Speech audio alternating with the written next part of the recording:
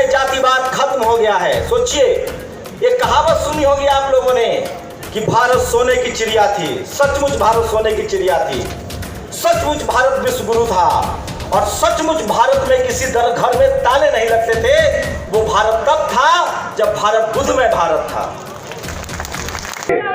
बंदरी सहमति है ना?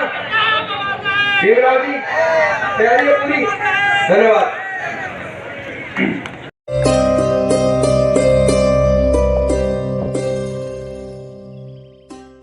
जो लोग मंच पर हैं उन तमाम महानुभाव सबको मेरे तरफ से जय भीम नमो बुद्धाय।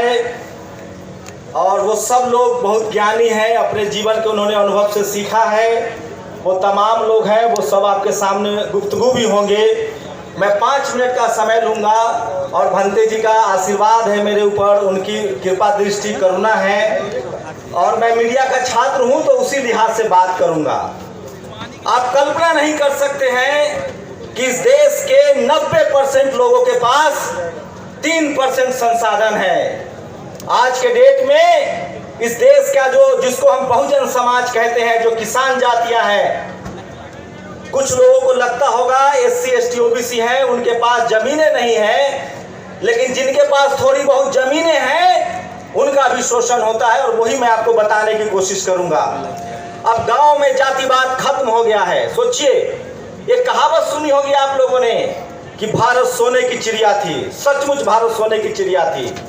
सचमुच भारत विश्व गुरु था और सचमुच भारत में किसी घर में ताले नहीं लगते थे। वो भारत तब था जब भारत बुद्ध में भारत था। तथागत बुद्ध कोई पहले बुद्ध नहीं थे। तथागत बुद्ध को हम भगवान बुद्ध इसलिए कहते हैं कि वो हमारे आपकी तरह एक इंसान के तौर पे पैदा हुए और उन्हें दुनिया को ज्ञान दिया, सत्य अहिंसा के मार्ग पर चलने के लिए कहा, इसलिए उनके नाम के साथ हमने भगवान लगाया। लेकिन सबसे पहले 2500 साल पहले इस धरती पर कोई वैज्ञानिक, सोशल साइंटिस्ट, समाज वैज्ञानिक पैदा हुआ तो वो तथागत बुद्ध थे, जिन्होंने कहा कि आपका कल्याण करने कोई नहीं आएगा, आपको अपना कल्याण करने के लिए खुद ही मार्ग बनाना पड़ेगा। मैं रास्ता बता सकता हूं, चलना आपको पड़ेगा। तो अगर आप भगवान बुद्ध की पूजा इसलिए करते हैं कि वो कोई पैसा, जमीन, संपत्ति दे देंगे, तो मेरे हिसाब से जितना मैंने बुद्धिज्म को पढ़ा है, आप गलतफहमी में है। बुद्ध ने कहा है कि जिस दिशा में आप प्रयास करोगे, जिस दिशा में सोचोगे, उसी दिशा में आपको सफलता मिलेगी और हर सफलता के लिए आप खुद जिम्मेदार हैं, लेकिन उसके लिए आपको माहौल और वातावरण बनाना पड़ेगा। आज न तो हमारे बीच बाबा साहब आएंगे, न तथागत बुद्ध आएंगे, लेकिन उनके विचार हमारे साथ है। और वो विचार क्या है? हमें मानसिक रूप से बहुत मजबूत रहना पड़ेगा। और सोचिए, अखंड भारत के निर्माता सम्राट अशोक के वंशज हैं हम। आज हर कोई कहता है कि भारत अखंड भारत बने, भारत विश्व गुरु बने, लेकिन भारत विश्व गुरु कब था? जब बुद्ध का भारत था। बुद्ध ने उस समय संघ बनाया, बड़े बड़े मठों के निर्माण किए। धरती के नीचे जहां भी खुदाई करेंगे तो आपके बौद्ध मठ मिलेंगे, बौद्ध विहार मिलेंगे। आप लोग कभी सोचते हैं कि जो इस देश के मूल निवासी थे, जो इस देश के बिजनेसमैन थे, जो इस देश के किसान थे, वो मजदूर कैसे बन गए? उसकी वजह थी हमारी सांस्कृतिक विरासत का खो जाना।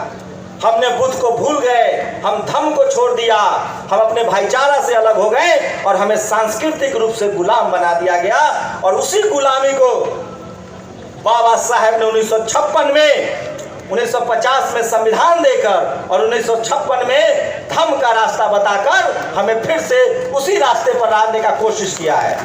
अगर आपको कोई कहता है ये किसी एक जाति का धर्म है, विचार है, तो वो आपको ठग रहा है। वो इस देश के मूल निवासियों का धर्म है और हम लोग दया, करुणा, भाईचारा, वो तमाम पशु पक्षी जो मानवीय गुणों से भरपूर थे, जो मानव के दोस्त थे, उनको बचाने का बुद्ध ने अभियान चलाया था। तो आपके सांस्कृतिक विरासत, कल्चरल जो डाइवर्सिटी है, उसको हड़प लिया गया है। और भंते सुमित रतन जी का मैं बहुत बहुत साधुवाद करता हूँ।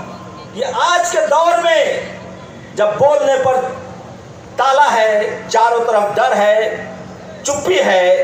एक भंते अपने सांस्कृतिक, सामाजिक, राजनीतिक और आर्थिक अधिकार के लिए रात दोपहर के 3 बजे और रात के 2 बजे संघर्षरत है। उनके लिए एक बार ताली बजा के स्वागत कीजिए। आपको गोरखपुर से सीखना पड़ेगा, इसी गोरखपुर से सीखना पड़ेगा। आपको कहां जाने के लिए कहा जा रहा है और लोग संसद जा रहे हैं। आपकी ताकत संसद में है, संविधान में है, किताबों में है। और भंते सुमित रतन जी जैसे लोग जिस दिन हमारे भंते घरों से निकलकर सांस्कृतिक, राजनीतिक और आर्थिक बदलाव के लिए कोशिश करेंगे, तभी हमारा बदलाव होगा। और एक बात और सुन लीजिए आप लोग, बिना टीवी अखबार के आपके नेता 1-2 बार गलती से सत्ता में आ जाते हैं, सत्ता बनाए नहीं रख सकते हैं। तो ये सांस्कृतिक विरासत, राजनीतिक विरासत और आर्थिक विरासत की लड़ाई है। इसलिए धम्म की तरफ बढ़िए, बुद्ध के विचारों को अपनाइए। और कोई गैर नहीं है, कोई दुश्मन नहीं है। हम सब अहिंसा के मानने वाले लोग हैं, धर्म को मानने वाले लोग हैं, इंसानियत को मानने वाले लोग हैं, पशु पक्षी नदी नाला से प्यार करने वाले लोग हैं। लेकिन हमें दुख तब होता है जब हम लोगों को मजदूर, लाचार और बेबस बना दिया गया है।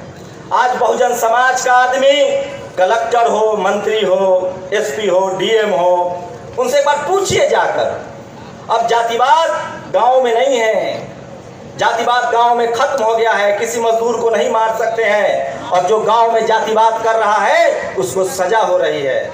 अब जो जातिवाद है वो media, judiciary, college, university, bureaucracy, business